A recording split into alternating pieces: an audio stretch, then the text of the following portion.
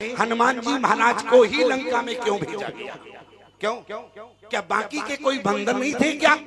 अगर मैं आपसे निवेदन करूं, आज जो हाथ राम जी ने अगर हनुमान जी के ऊपर रखा है, पाछे पवन तनय सिर नाबा, जाने काज पर मुन्ने कटे बुलाबा, पर शशि से सरोरह पानी, करे मोत्रिका दीन जन जानी। अगर यही काम राम जी किसी दूसरे बंदर के साथ कर देते तो मैं गारंटी देता हूं वो बंदर भी 100 योजन का समुद्र लांग के जानकी के समक्ष पहुंच जाता। लेकिन हनुमान जी को ही क्यों भेजा? इस बात पर विचार कर। क्यों? कारण है क्योंकि जानकी क्या मांग रही थी? राम जी ने कहा हनुमान केवल तुम ही एक ऐसे बंदर हो। क्यों? क्योंकि जानकी ने मुझे नकली मृग के पीछे दौड़ा दिया। नकली सोने का मृग मांग रही थी, लेकिन ब्रह्मा की सृष्टि में सोने का मृग नहीं है। मैंने कितना जानकी से कहा, देखो जानकी ब्रह्मा की सृष्टि में सोने का मृग नहीं है, लेकिन इसके बाद भी जानकी ने मुझे सोने के मृग के पीछे दौड़ा दिया। इसका मतलब सोने का मृग मांग रही थी, लेकिन ब्रह्मा की सृष्टि में सोने का मृग है। देखो प्यारी, ये मत समझना इस बार थोड़ा दुर्भाग्य रहा। समिति देखो तो बीमार है, वक्ता देखो तो बीमार है। क्यों? गलत तो नहीं कहूंगा। अच्छा, श्रोता तो नहीं है? श्रोता नहीं है। अगर तुम लोग बीमार होते तो अभी खुल खुल कर रहे होते। क्यों? बहन जी कह रही थी मौसम बदल रहा है, तो मौसम बदल रहा है, लेकिन गनीमत है हम ही लोगों का मौसम बदल रहा, तुम्हारा नहीं। क्यों? तुम्हारा मौसम बदल जाता तो गड़बड़ हो जाता। देखो समिति पूरी बीमार है, वक्ता पूरे बीमार हैं। सही बतावे तो हम भी बीमार हैं। आप कहेंगे लग तो नहीं रहे हो। हमने बहन जी से कल निवेदन किया था, क्योंकि बीमारी तो है लेकिन बताने लायक नहीं है, इसलिए। लेकिन बहन जी समझ गई हमारी। बहन जी बोली कोई बात नहीं, और कभी कभी ऐसा होता है, इसलिए मैं आपसे निवेदन करना चाहता हूँ। कभी कभी धन भी गलत आ जाता है, तो क्या होता है? बोले पाड़े धन अनीत को, अरे 10 वर्ष ठहराए, जहाँ से क्या रही लगे जड़ा मूल से जा। निवेदन करना चाहते हैं हनुमान जी महाराज को ही क्यों भेजा? जरा विचार करो। क्योंकि जानकी मांग रही थी सोने का मृग, और जब राम जी ने नजर उठाकर देखा, राम जी ने कहा बोले पदम 18 जूथा बंधन में आज मुझे सोने का मृग मिल गया है। इसलिए पाछे पवन अरे तनय सिर नाभा, जाने काज प्रभु अरे निकट बुलावा। क्या हनुमान जी महाराज सोने के मृग हैं क्या? यहाँ पर विद्वान बैठे हैं। हम सोन से लाव दी हम। हनुमान जी महाराज क्या है? हनुमान जी महाराज का शरीर कैसा है? बोले सोने जैसा है, सोने के समान है, स्वर्ण से लाभ दे हम। इसलिए जब असली मृग मिल गया है, जाओ हनुमान आज जानकी को जाकर बता देना तुम तो नकली मृग मांग रही थी, लेकिन मैं सीता के पास आज असली मृग भेज रहा हूँ। और बानर को मृग भी कहा जाता है, बानर को मृग भी कहा जाता है, इसलिए मैं असली मृग भेज रहा हूँ। इसलिए हनुमान जी को भेजा। बोले पाछे पवन अरे तनय सिर नाभा, जाने काज प्रभु अरे निकट बुलावा, पर शशि से सरोरह पानी, करे मोत्रिका दीन जन जानी। आज हनुमान जी महाराज गए, जरा ध्यान देना। और जब लंका में प्रवेश कर गए तो बोले पुर रखवारे देखे मौ, कपि मन कीन विचार। क्या किया? अति लग रूप धरो निशि, नगर करो पैसा। हनुमान जी महाराज हमारे छोटे बन गए।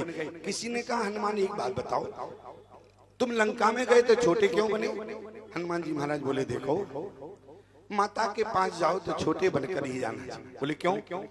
बोले छोटा जो है ना वो सबसे ज्यादा भाग्यशाली होता है, छोटे पर सबसे ज्यादा लाड़ होता है माता पिता का। इसलिए आज मैं माता जानकी के पास जा रहा हूँ, इसलिए मैं छोटा बनकर जा रहा हूँ। बोले छोटे बने इसलिए पकड़ ले गए? बोले छोटा भाग्यशाली होता है पकड़े गए, वो बात की बात है, लेकिन छोटा भाग्यशाली होता है। एक बात बताओ, एक बार हाथ की उंगलियों में झगड़ा हो गया।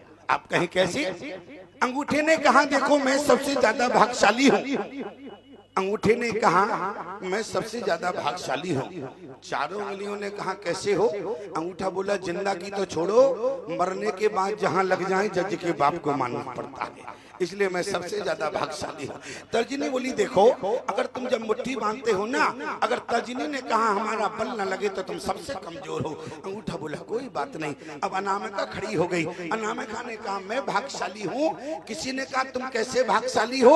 अनामिका बोली जब दाम्पत्य जीवन की शुरुआत होती है तो रिंग सेरेमनी में हमारा ही प्रयोग होता है। तीसरी बात, मध्यमा ने कहा मुझे तो कुछ कहना नहीं है, मैं देखने में बड़ी हूँ इसलिए मैं सबसे ज्यादा भाग्यशाली हूँ। अब बेचारी कनिष्ठिका खड़ी हो गई। छोटे लोगों का नंबर बाद में लगता है, मैंने कहा नहीं, बड़े लोगों का नंबर पहले लगता है। पहले जो बोले वो बड़े गुरु भाई हैं, उसके बाद बोली बड़ी गुरु बहन है, अब तीसरे नंबर पर बोले सो हम छोटे हैं। क्यों? मैं सत्य बता रहा हूँ, हमसे बड़ी हैं, हमारी गुरु बहन है, और हमारे उससे पूर्व बोले वो हमारे गुरु भाई हैं, वो बड़े हैं। मैंने कहा नहीं, जो सबसे छोटा होता है उसका नंबर बाद में लगता है, इसलिए मैं सबसे बाद में बोल रहा हूँ, निवेदन करना चाहता हूँ। बाद में बेचारी कनिष्ठिका खड़ी हो गई। कनिष्ठिका ने कहा तुम चारों के चारों बेकार हो। चारों उंगलियों ने कहा कैसे? कनिष्ठिका ने कहा अरे तुम्हारा प्रयोग समाज में कहीं ना कहीं होता होगा, अरे तुम्हारा प्रयोग समाज में कहीं ना कहीं होता होगा, लेकिन जब भगवान का अनचिन बंधन होता है तो मैं पंक्ति में सबसे आगे खड़ी होती हूँ, इसलिए मैं सबसे ज्यादा भाग्यशाली। क्यों? अच्छा, जो भगवान की पंक्ति में सबसे आगे खड़ा हो, आगे तो वही खड़ा होगा जो छोटा होगा। क्यों? इसलिए जीवन में छोटा बनना सीखो, और बड़ा बनोगे तो क्या होगा? बोले छोटे बनोगे तो जीवन में लाभकारी रहोगे, और अगर बड़े बन गए तो क्या होगा? बोले जो छोटा होता है, जैसे बछड़ा छोटा होता है ना, तो गाय का दूध पीता है, और बड़ा होता है तो भूस खाना पड़ता है। इसलिए अति लग रूप धरो से अरे नगर करो पैसार। हनुमान जी महाराज जब छलांग लगा के समुद्र नाग के लंका में पहुंचे, और लंका में पहुंचने के बाद क्या किया? मंदिर मंदिर प्रति कर शोधा, देखे जय तहे अगणित जोधा। एक बात तो कहना पड़ेगा, देखो बीच बीच में हम सूत्र इसलिए देते जाते हैं कि हमारी माताएं समझती चले। देखो सभी माताओं के सिर पर पल्लू है, जिनके ना हो तो वो पल्लू ले ले में हमें यहाँ करे, ठीक है, कोई दिक्कत की बात नहीं। देखो सूत्र की बात है माताओं, जीवन में 4 जगह कभी सिर नहीं खोलना चाहिए। 4 जगह जीवन में कभी सिर नहीं खोलना चाहिए। आप कहें कहाँ? पहले तो वहां, बोले जहां अगर भगवान की कथा हो रही हो, चाहे वो सत्यनारायण की कथा क्यों ना हो, लेकिन सिर पर पल्लू लेकर ही कथा श्रवण करना चाहिए। और अगर संत का दर्शन करो, जिस गुरु से दीक्षा ली है उसका दर्शन करो, और भगवान का दर्शन करो, तो सिर पर पल्लू लेकर ही प्रणाम करना चाहिए, सिर पर पल्लू लेकर दर्शन करना चाहिए। आप कहें ऐसा ना करें तो जो आपके हाथों की जो रिद्धि सिद्धियां हैं वो सदा सदा के लिए समाप्त हो जाएंगी। एक बात याद रखना, सिर पर पल्लू लेना चाहिए, चाहे वो आपके पिता का घर क्यों ना हो। 4 जगह जीवन में कभी सिर मत खोलना, चाहे आपके पिता का घर क्यों ना हो, अगर वहां गमी का माहौल है, ईमानदारी से बतावे, चाहे पिता का घर क्यों ना हो, अगर गमी के माहौल में जाओ तो सिर पर पल्लू लेकर जाना। अगर आप सिर पर पल्लू लेकर नहीं गई तो आपके पति की आयु में कमी आ सकती है, इसलिए सदा सिर पर पल्लू लेना चाहिए। 4 जगह ध्यान देना। और किसी के यहाँ बेटा बेटी का जन्म हुआ हो और सूतक लगा हो तो बोले पल्लू लेना चाहिए। आप कहें क्यों? अगर आप वहाँ पल्लू लेकर जाएंगी और अगर पल्लू लेकर नहीं गई तो क्या होगा?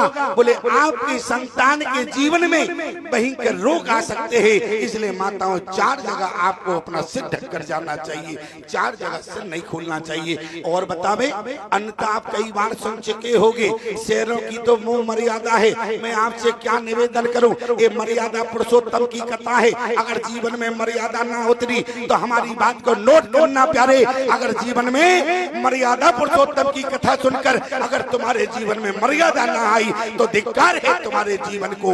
मैं तो एक शहर की बात कर रहा हूँ, ये उरई इतना बड़ा नहीं है, लेकिन इसके बाद भी देखो कितनी मर्यादा है प्यारे। 90 वर्ष की भी माता जी बैठी हैं तो उनके सिर पर पल्लू है। शहर में तो पल्लू गायब हो गया। एक हमारा चेला था, महानगर का मामला था, उसने कहा बोले स्वामी जी आना पड़ेगा पड़ेगा, बच्चे का विवाह है बेटे का। हमने कहा देखो हम ठहरे बाबा जी, इसलिए हम विवाह में नहीं आ सकते हैं। बोले क्यों? हमने कहा देखो कलयुग का मामला है और कलयुग में बाबाओं को बारात में नहीं जाना चाहिए। बोले क्यों? बोले राम जी के विवाह में तो बाबा ही बाबा गए थे। हमने कहा राम जी का जब विवाह हुआ तो त्रेता की बात थी, अब कलयुग का मामला है। बोले समस्या क्या हो जाएगी? मान लो हमने कहा हम तुम्हारे घर पहुंच गए और तुम्हारे बेटे को घोड़े पर बैठा देखा और हमारा ही मन मचल गया, तो क्या करोगे उस समय? और मान लो कहीं हमारा मन गड़बड़ ना हो, तुम्हारे बेटे का मन गड़बड़ हो जावे, अब हमें बाबा जी बनना है, तो क्या करोगे? इसलिए हमने कहा बाबाओं को बारात में नहीं जानी। बोले नहीं नहीं स्वामी जी आपको चलना तो पड़ेगा। उदास हो गया। हमने कहा कोई बात नहीं बेटा, हम जरूर आएंगे। और जैसे ही हम विवाह में गए क्या हुआ? बोले जैसे जयमाला का मंच था तो उस पर बर वधू खड़े हुए थे। अब हम अचंभे में पड़ गए। जयमाला कार्यक्रम हो गया, हमसे कहा आशीर्वाद देने आओ, और जैसे ही हम आशीर्वाद देने चढ़े अब हम कन्फ्यूज, अब हम खड़े रह गए। बोले महाराज जी आप आशीर्वाद दें। हमारे चेला भी कहे महाराज जी आप आशीर्वाद दें, देर हो रही है निकलना है। हमने कहा बेटा आशीर्वाद तो जब देवे जब वधू समझ में आवे। बोले क्या मतलब? कंडीशन क्या थी? जो दोनों बर वधू थे ना, अरे बर तो समझ में, अब वधू तो समझ में आती है लेकिन समझ में ना आवे, क्योंकि बर ने भी शेरवानी पहनी थी और वधू ने भी शेरवानी पहनी थी। अच्छा लड़का क्लीन शेप में था तो और ज्यादा, दोनों पगड़ी रखे थे अपने सिर पर। हमने कहा हमारे यहाँ तो दूल्हा जो होता है ना उसके सिर पर पगड़ी होती है। बने दूल्हा जब देखो भगवान की, और आगे हाँ अरे इतनी तेज चिल्लाओ भतीजे को ब्याह होवे तो देखो घरों फट जावे। क्यों? हाँ निवेदन करना चाहते हैं। अरे दूल्हे के सिर पर पगड़ी होती है। और मैंने जैसे देखा हमने कहा बेटा कैसे आशीर्वाद देवे, तो नीचे एक भाई साहब खड़े थे। हमने कहा इनसे पूछ लिया जाए इनमें वधू कौन है बर कौन है। नीचे भाई साहब खड़े थे। हमने कहा भाई साहब, और जैसे ही कंधे पे हाथ रखा नीचे से ऊपर तक हमें देखा। बोले किसको भाई साहब कहा? शर्म नहीं आती है? हमने कहा क्या मतलब? आप भाई साहब नहीं है क्या? अरे बोले हम भाई साहब नहीं, हम तो लड़की की माता जी। हमने कहा गजब। क्यों? अरे मैं तो निवेदन आपसे करना चाहता हूँ, इसलिए ध्यान देना। मर्यादा पुरुषोत्तम की कथा सुनने के बाद भी अगर हमारे जीवन में मर्यादा ना आई तो हमारे जीवन को धिक्कार है। मर्यादा जीवन में होना चाहिए। और एक बात बतावे, जिस परिवार में मर्यादा नहीं होती है वो राम जैसे बेटे की कभी जीवन में कल्पना न करे, और जिस परिवार में मर्यादा होती है उसे राम जैसे बेटे की कामना नहीं करना पड़ता। बोले जिसके परिवार में मर्यादा है बोले उसी के घर में राम जैसा बेटा का जन्म होता है प्यारी, उसी के घर में। अच्छा एक जगह हम कथा कहने गए और जब बेटों की बात आती है तो सबसे पहले श्रवण कुमार का नाम आता है। क्यों? श्रवण कुमार जैसा बेटा हर माता पिता चाहते हैं। एक जगह हम कथा कर रहे थे, हमने कहा कलयुग का मामला है, अब श्रवण कुमार कहाँ रखे हैं। एक नौजवान खड़ा हो गया। बोले कैसी बात करते हो आप? अरे कलयुग में भी श्रवण कुमार हूँ मैं। हमने कहा श्रवण कुमार हो? उसके माता पिता से पूछा क्यों तुम्हारा बेटा श्रवण कुमार है क्या? बोले नहीं है। हमने कहा क्यों? तुम्हारे माता पिता इनकार कर रहे हैं, तुम क्या श्रवण कुमार हो? अरे बोले श्रवण कुमार तो जब होवे जब हमारे माता पिता अंधे होवे। हमने कहा बताओ ऐसा श्रवण कुमार मिले तो क्या होगा? इसलिए ध्यान देना मेरी बात पर। क्या हुआ? बोले हनुमान जी महाराज लंका में क्या देखे? बड़े ध्यान से सुनना। बोले मंदिर मंदिर अरे प्रतिकर शोधा। आपने इसके अनेक भाव सुने होंगे लेकिन हम आपको थोड़ा भाव अलग सुनाएंगे। बोले मंदिर मंदिर अरे प्रतिकर शोधा और देखे जयते अगणित जोधा। गयो दशानन मंदिर माही अति विचित्र कही जात सुनाई। शयन किए देखा कपिते ही मंदिर मोहना दीख बैदे। अब बताओ हनुमान जी को लंका देह का नगर है, जब हनुमान जी को देह के नगर में भक्ति नहीं मिली तो हम कैसे चैलेंज कर दें कि हमें भक्ति मिल गई? क्यों? क्या हम हाथ उठाकर चैलेंज कर सकते हैं क्या? नहीं। लेकिन ध्यान देना लंका क्या है, हनुमान जी को लंका में कैसे लोग मिले? बोले मोहे निशा सभी सोबनिहारा और देखिए सपन अनेक प्रकारा।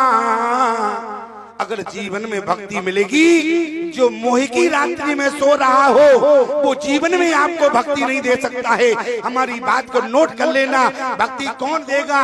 बोले मोहिन सा सब। जो मोह की रात्रि में सो रहा है वो आपको जीवन में कभी भक्ति से नहीं मिला पाएगा।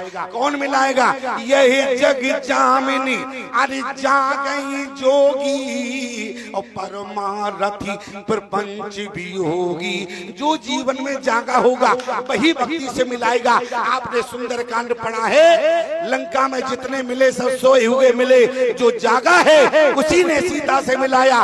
कौन जागा? बोले ते ही समय अरे विभीषण जागा। अरे जो जीवन में जागा होगा वही तो भक्ति से मिला सकता है। क्यों? मान लो दो वृक्ष हैं और एक उसी माया से बंधा है और एक दूसरे वृक्ष उसी माया से बंधा है। एक बंधा वाला कह रहा है चिंता मत करो, मैं तुम्हें माया से छुड़ा लूंगा। अरे भले आदमी तुम तो छूट जाओ पहले, जब तो हमें छुड़ाओ। कौन मिलाएगा? यह जग जामनी अरे जागई जोगी और परमारथी अरे प्रपंच भी होगी। जो जीवन में जागा होगा वही भक्ति से मिलाएगा। इसलिए हनुमान जी को भक्ति से मिलाने वाला कौन है? तब हनुमंत कहा सुन भ्राता और देखी चाहो जानकी माता। क्यों पीछे वाले भैया हमारी बात समझ में आ रही कि नहीं? क्यों? अरे समझ में आ रही तो हाथ उठाओ जरा। हाँ अच्छा समझ रहे तो एक बात और नोट करो इसी बात पर प्यारी, एक बात और नोट करो। क्या? अगर जीवन में भक्ति मिलेगी तो केवल 3 जगह मिलेगी रामचरितमानस का प्रमाण। अगर जीवन में भक्ति मिलेगी तो केवल 3 जगह मिलेगी। आप कहें कहाँ कहाँ मिलेगी? भक्ति स्वतंत्र सकल गुण खानी बिन सत्संग न पावहि प्राणी। अगर भक्ति मिलेगी प्यारे तो इसी द्वारकाधीश मंदिर में आपको सत्संग में भक्ति मिलेगी। मैं नहीं कह रहा, गारंटी देने वाले हमारे गोस्वामी तुलसीदास। दूसरी जगह अगर भक्ति मिलेगी तो केवल सत्संग में मिलेगी। दूसरी जगह कहाँ मिलेगी जरा नोट करना। बोले भक्ति ताते अनुपम सुख मूला और मिले जो संत होए अनुकूला। अगर जीवन में संत मिल जावे तो हमें भक्ति मिल जाएगी। तीसरी जगह कहाँ मिलेगी? तीसरी जगह कहाँ मिलेगी? बोले जहाँ पर कृपाना करहे पुरारी सो न पाप मुनि भगति हमारी। 3 जगह भक्ति मिलेगी प्यारे। और एक मैं आपसे निवेदन करना चाहता हूँ, आज भक्ति का पता बताने वाले विभीषण हमारे राम जी ने 3 से पता पूछा। बोले हे खगमृग हे मधुकर श्रेणी तुम देखी सीता मृग नयनी। 3 से पता पूछा। बोले हे खग, खग संस्कृति में कौन है? बोले जटायु। पहला पता जटायु ने बता दिया। नाथ दसानन ये गत कीनी देखल जनक सुता हर लीनी ले दक्षिण दिशि गयु गुसाई और बिलपति यति कुरुदी की नाई। बोले पहला पता बताने वाले जटायु हैं। दूसरा पता बोले हे मृग, मृग संस्कृति में है सुग्रीव। और दूसरा पता किसने बता दिया? बोले मंत्र न सहित यहाँ एक बारा और बैठे रहो में करत विचारा गगन पंथ में अरे देखी जाता और परवश परी बहुत बिल पाता। एक बात बताओ, आनंद आ रहा है कि नहीं आ रहा? क्यों? अच्छा खूब आनंद आ रहा है। अब हमसे भी तो पूछ लो तुम्हें कैसा लग रहा है? क्यों? अब हमने तुमसे पूछा तो तुम हमसे नहीं पूछोगे भैया तुम्हें कैसा लग रहा है? महाराज जी हमें तो खूब आनंद आ रहा है। अब आप भी तो अपनी कंडीशन बतावे। अच्छा हम अपनी कंडीशन बतावे, तुमने नहीं पूछा तब भी बताते हैं। हमारी कंडीशन ऐसा है, ऐसी है जैसे गन्ना जब मशीन में जाता है उसकी स्थिति होती है। क्यों? गन्ना जब मशीन में जाता है, जैसी उसकी दशा है वैसी हमारी है। आप कहें कैसे? अच्छा, गन्ना जब मशीन में जाता है तो क्या देता है? रस देता है कि नहीं देता है? रस देता है, और रस पीने वाले को आनंद आता है। जैसे हमारी कंडीशन है, रस में निकल रहा है, आनंद आप लोगों को मिल रहा है। अब हमने कहा भैया रस नहीं है, ऐसे गन्ने ने कहा अब रस नहीं है। गन्ना वाला बोला हमें निकालने आता है। कैसे निकालोगे? गन्ने वाले ने ना कर दिया और फिर मशीन में दे दिया, फिर रस दे दिया। और जैसे ही फिर क्या हुआ, गन्ने ने कहा रस बचा ही नहीं है, कहां से रस निकालोगे? गन्ने वाले ने कहा हमें निकालना आता है। बोले कैसे निकालोगे? अब की बार में एक नींबू लिया और फिर मशीन में रख दिया। क्यों? हाँ, तो तुम लोग हो गन्ने वाले और हम हैं गन्ना। क्यों? हाँ, तुम लोग सोच रहे अब इनके बार तो पूरे पक्के हो गए, अब वैसे ही ये लाठी लेकर चलते हैं, अब अगली साल ये मिले ना मिले इसी साल पूरा निकालना। क्यों? यही सोच रहे होगे तुम लोग के नहीं हैं? हाँ, यही सोच रहे होगे। लेकिन चिंता मत करना, हम महात्मा हैं। हम महात्मा लोग तुम्हारी इच्छा से नहीं बल्कि भगवान की इच्छा से भगवान के धाम जाते हैं। इसलिए भगवान की जब इच्छा होगी तब हम जाएंगे। निवेदन करना चाहते हैं, जरा ध्यान से सुनना मेरे प्रिय बंधु। निवेदन क्या कर रहा था? हनुमान जी महाराज को तीसरा, राम जी को तीसरा पता किसने बताया?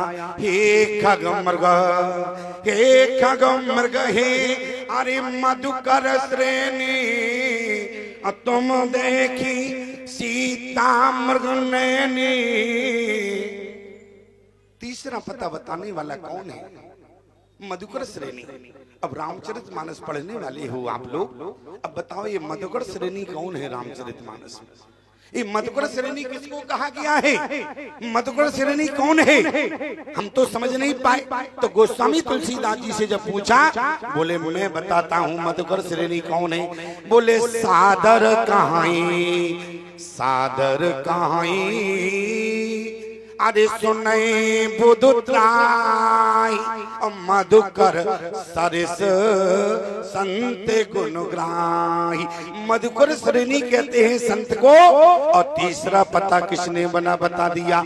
जुगति विभीषण सकल सुनाई चले उपवन सो तो विदा कराई। तीसरा पता बताने वाले हैं संत विभीषण। आप कहें विभीषण संत हैं? आप देखना पूरी रामचरितमानस पढ़ना, भरत को साधु लिखा है लेकिन भरत को संत कहीं नहीं लिखा।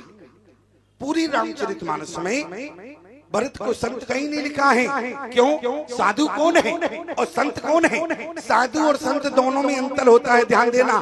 बोले साधु कौन है? बोले साधु वो है जो साधन कर रहा हो, जो साधन के द्वारा भगवान के पास जाना चाहता हो, किसी न किसी साधन को पकड़े हुए है, चाहे वो माला रूप हो, नाम रूप लीला धाम, ये साधन है।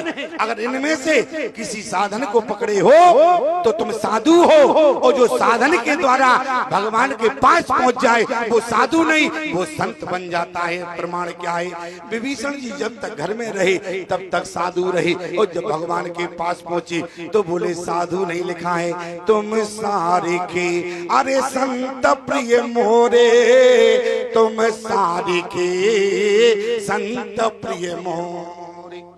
क्या बतावें प्यारे, मजबूरी है। ये हमारी जो घड़ी है ना, ये बहुत जल्दी भाग रही है। अब तुम लोग कह रहे होगे तो अपनी घड़ी को फेंको, हमारी रख लो। क्यों? यही सोच रहे होगे, अपनी फेंको हमारी रख लो। अच्छा, हम तुम्हारी रख लें तो क्या होगा? अगर हम तुम्हारी घड़ी रख लें तो क्या होगा? एक काम होगा, बोले कथा का विराम होगा, साथ में हमारा भंडारा भी। अगर तुम्हारी घड़ी हमने रख लिया तो ऐसा होगा। फिलहाल में ऐसा नहीं होगा, नहीं तो समिति कहेगी और जो बाबा जी तो आए, बहन जी ने अच्छे बाबा जी बुलाए, वजन और बढ़ा दिए। क्यों? लेकिन चिंता मत करना, मैं तो आपसे निवेदन करना चाहता हूँ। यहाँ पर हमारे हनुमान जी को तीसरा पता बता दिया। जुगति विभीषण सकल सुनाई चले पवन सो तो विदा कराई। हनुमान जी ने कहा एक बात बताओ, जो युक्ति आप मुझे बता रहे हो, क्या तुम कभी अशोक वाटिका में गए हो क्या? तुमने कभी क्या जानकी को देखा है क्या? विभीषण जी ने कहा मैं तो ना कभी अशोक वाटिका में गया और ना ही मैंने कभी जानकी का दर्शन किया। तो हनुमान जी ने कहा एक बात बताओ, जब तुम्हें भक्ति मिली नहीं है, तुम अशोक वाटिका में गए नहीं हो, तो तुम्हारी बताई हुई युक्ति के द्वारा मैं कैसे पहुंच जाऊंगा? एक बात बतावे, आप मान लो उरई के स्टेशन से आपने टिकट लिया, आपने कहा भैया हमें दिल्ली जाना है, तो दिल्ली का टिकट बन जाएगा। और अगर तुमने टिकट वाले से कह दिया एक बात बताओ तुम कभी दिल्ली गए हो क्या, तुमने दिल्ली देखी है क्या, तो वो यही कहेगा भैया हम गए हो ना गए हो, लेकिन अरे वो यही कहेगा तुम तो इस टिकट पर विश्वास रखना, ये टिकट तुम्हें दिल्ली ही ले जाएगा। इसी प्रकार से हमें भक्ति मिली हो या ना मिली हो, हमने भक्ति को देखा हो ना देखा हो, लेकिन तुम तो प्यारे महात्मा के वचनों पर विश्वास करना, महात्मा के वचन एक ना एक दिन तुम्हें भक्ति से अवश्य मिला देंगी। इसलिए महात्मा के वचनों पर विश्वास। एक